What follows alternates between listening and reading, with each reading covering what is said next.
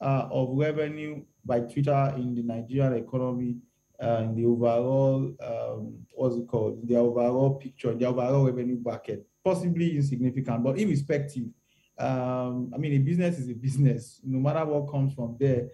If they were not interested in what comes from here, they definitely wouldn't even have gone to the negotiation table. So, yeah, I believe that is a two-way thing. We lost, Twitter lost.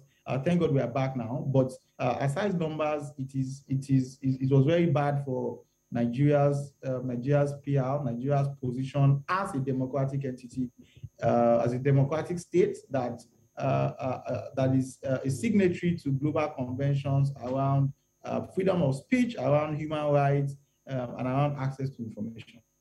All right, so let's look at the numbers now. So NetBlocks, the Global Internet Monitoring Organization, has a cost of shutdown tool that basically calculates how internet restrictions and shutdowns cost. For Nigeria, it estimated that the country lost 104.02 million naira, about $250,600 every hour to the ban, giving you a total of about 2.46 billion every day. And that would be devastating for any economy. But it's also estimated that there are around 3 million Nigerians, 3.1 million Nigerians active on Twitter. So when you look at the numbers, do you think these numbers actually correlate? Because where is the money that Nigerians are making on Twitter? Because a lot of people would also question what's being done on Twitter that's bringing in this large amount of revenue. No, I don't. I mean, without trying to undermine income that comes from social media, I think that some of those numbers are overstated because if you look at, what's the size of the total, digital economy in Nigeria? It's just about 15% of our total economic size, right? And our total economic size is just about 430 billion USD. I think that those numbers are overstated. However, I also know that quite a lot of income, exchange hands, a lot of revenue exchange hands on Twitter, on Facebook, and other social media platforms. I know, for example, that the entire media space now rely on Twitter to drive narratives as the primary source of driving narratives, and then they circulate those narratives even via traditional platforms. So as against traditional platforms being the original source of creating narratives, now media agencies, media houses try to generate those conversations via Twitter, and then they circulate it via digital platforms. You also have content creators, you have brands who are doing promotions, you have influencers, getting gigs on a daily basis. So yeah, I know that a lot of money exchange hands. The global digital economy size is about 11.5 trillion USD. Nigeria should be about 6 billion USD. I do not think that $2.4 billion on a daily basis is a realistic figure given the size of our economy. What do you think is more realistic?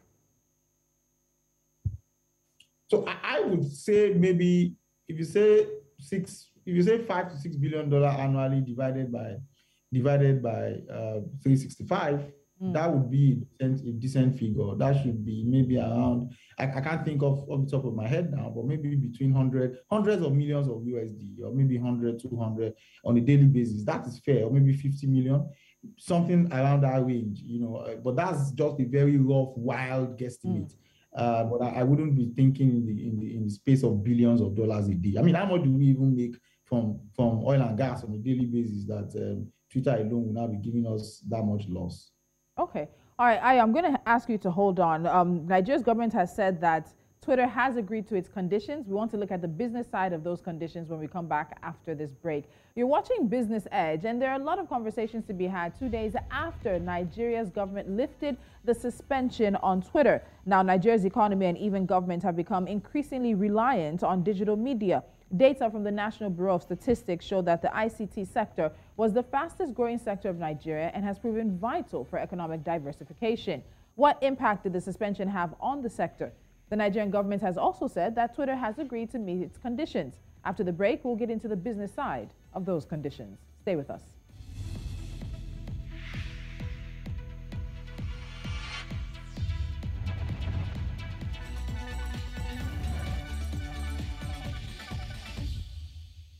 And this is Business Edge. We're looking at the cost of Nigeria's Twitter suspension. Joining me is Ayo Bankole Akintujoye. He's a strategic expert and the convener of the Lagos SME Bootcamp. Now, in recent years, a number of countries have blocked particular applications, shutting down specific services like instant messaging and voice over internet protocol calling, turning off mobile telecommunication services, or disrupting the entire internet. Those actions separate people from their family, friends, and livelihoods, and also undermine economic growth, interfering with the startup ecosystem and threatening social stability by interrupting economic activity. So, Ayo, I want us to look at this now from an investor standpoint. And if I was an investor who wanted to get into Nigeria's growing tech space, startup ecosystem, what would this tell me? What would this suspension that lasted 222 days tell me about the Nigerian economy or the Nigerian sector that I want to invest in? What conclusions do you think an investor would draw from what has happened? I mean, it will simply tell you that, the political environment in Nigeria is volatile. That's what it simply tells you. It simply tells you that we are led by, individuals that do not understand economic or technology fundamentals. And it's simple. You want to drive a digital economy. That's what the government has claimed to be its agenda. What are the elements of a digital economy? One, you have digital infrastructure, right? Where are we on digital infrastructure? We're still very poor. And, our broadband penetration is still very low. We have a household penetration of about 0.04% as of 2018, which is below the African regional average of 0.6 and below, world average of 13.6%, right? You have digital financial services. Over 60 million Nigerians, adult Nigerians, do not have bank accounts, right? And we haven't done much around that side. You have digital entrepreneurship, which is where a lot of brilliant young entrepreneurs are driving innovation to support the economy. Government is stifling the guys around that area through their agencies and through these types of arbitrary bans, right? You have digital skills, which is still very low, literacy level and all of these things. And then you have digital platforms, right?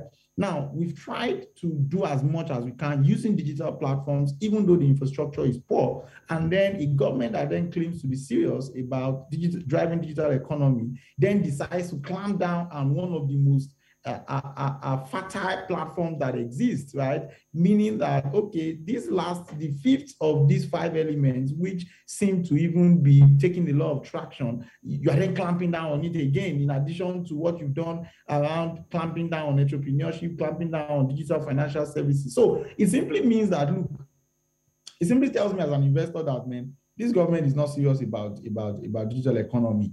Fortunately, investors have been able to separate the seriousness or understanding or exposure or finesse or otherwise of our government from the innovation and entrepreneurship and creativity of the young people. So that's why you see that irrespective of all of these volatile political regulations and policy regulations, you see that the people in the tech space still keep getting a lot of funding because the world connects with Nigeria's creativity and innovation.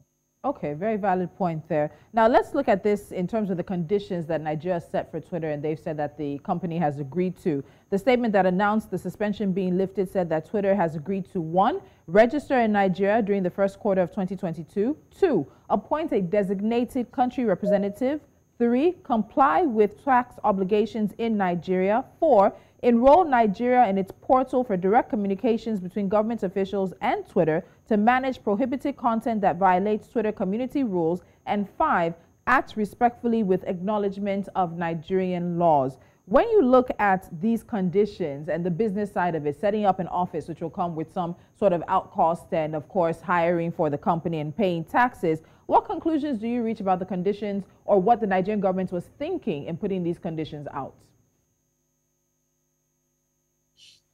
Okay, so to be fair, it's to the interest of Nigeria if Twitter opens office in Nigeria. But again, let's look at those conditions. None of it has been met. All of it are still promissory. Nigeria, they're going to register by Q1 2022. You could as well have gotten them to make all of these commitments without necessarily banning them. And you're suspending them. And this entire banning suspension strategy is Stone Age governance. You know, you want to drive conversations with the global platform to invest in your economy. You don't start by suspending their operations, right?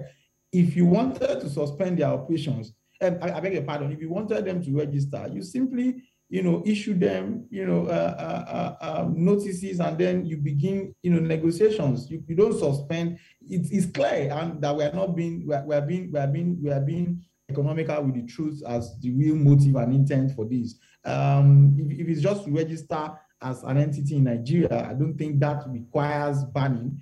If it's to come and physically set up an office here, I'm not aware that you can compel a global organization that is running on digital infrastructure to set up a physical office before they can operate in your country, except you want to lock your country from a global wave, right, and trend. And then what does acknowledgement with Nigerian laws mean? Acknowledge what law? What law has not been acknowledged before, right? Is the president coming on a digital platform to threaten a certain set of people or individuals making statements that are unguarded, which Twitter takes off? Is that not acknowledging? What does respectful acknowledgement mean, right? If we have our laws and you see that Twitter is in contravention of those laws, you take them to court, right? The courts are there. You have execution channels for executing your laws, right? You don't suspend a platform because you want them to respectfully acknowledge your law.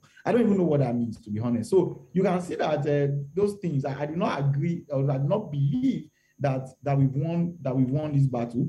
I think that we have to suspend it because clearly there are political implications of, I told you, Twitter has become the world's biggest digital platform in driving political propaganda. So in the Nigerian government, especially the APC regime, came into power in 2015, largely driven by huge propaganda that was channeled via Twitter and other social media platforms. And they know that they cannot afford not to have that tool at their disposal going into 2023. I believe that is what this is about, and not all the economic conditions.